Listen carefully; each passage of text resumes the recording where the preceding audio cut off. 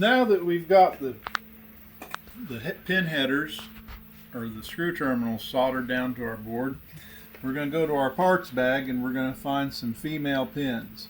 Now this next part is an optional thing, and what it does is that if in case you mess something up on the board and need to start over, you can remove the microcontroller later on without having to desolder it. So you put your microcontroller, your Mega 2560 Pro Mini, on female pins, and the female pins come all hooked together like this. And what we're going to do is we're going to take the jointed pliers and we're going to cut the pins. So what we're going to do is we're going to put the pin over the male pin header that we put on the Arduino, and we're going to cut this thing off with the joiners on the pin that sticks out. You'll just put the plier right on that pin that sticks out, not this one because you're going to want to use that pin, but this one right here that sticks out, and we're just going to squeeze the plier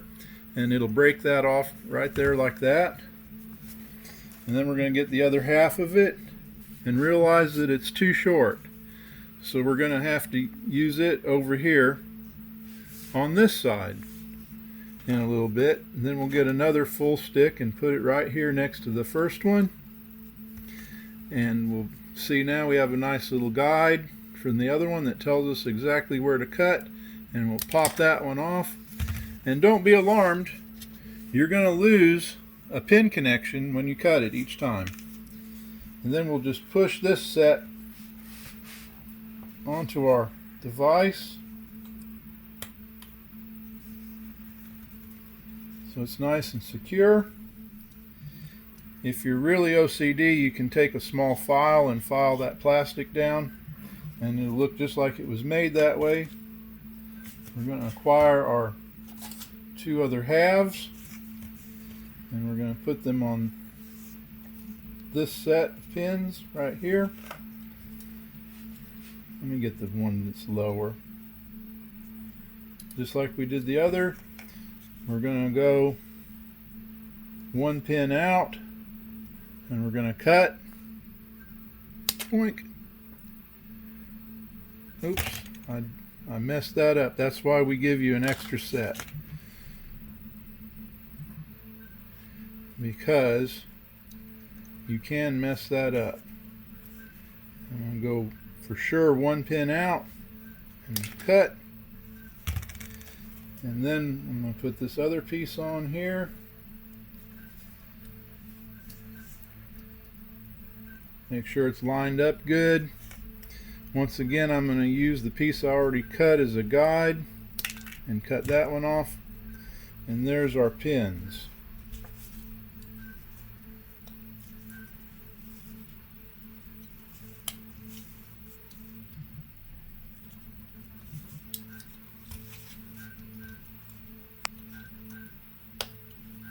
Right there on our device.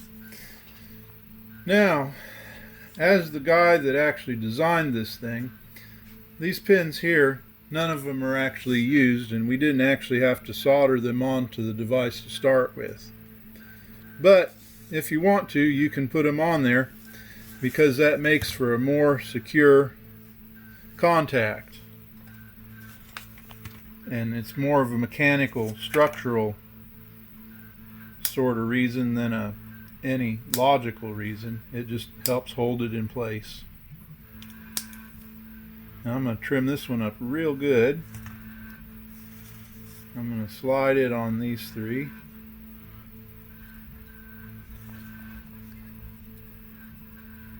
Nope, it doesn't quite want to go. We're going to have to get a little sandpaper and sand it down. Smooth and flush.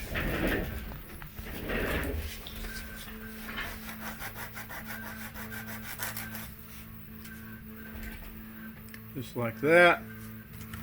And then it should just slip right on there.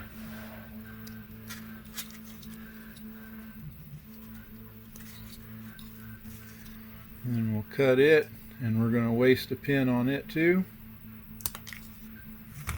And you'll see that it just barely barely cut into that and left that a little bit long, and we'll trim it up.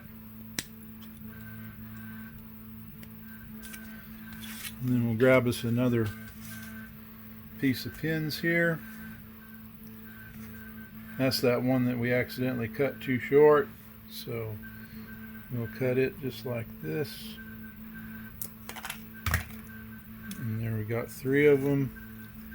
We'll go over those 3 just as perfect as can be. No sanding required. And we'll trim this up just a little bit, and now we're good. And now we can plug our device right into our board just like we did before, and everything all fits together, and we'll start soldering. And we'll make sure our soldering iron is cranked up, and then we'll solder the corners like we did before, making sure that everything is nice and tight and square and snug. We'll do that corner, then we'll come down here and grab this corner,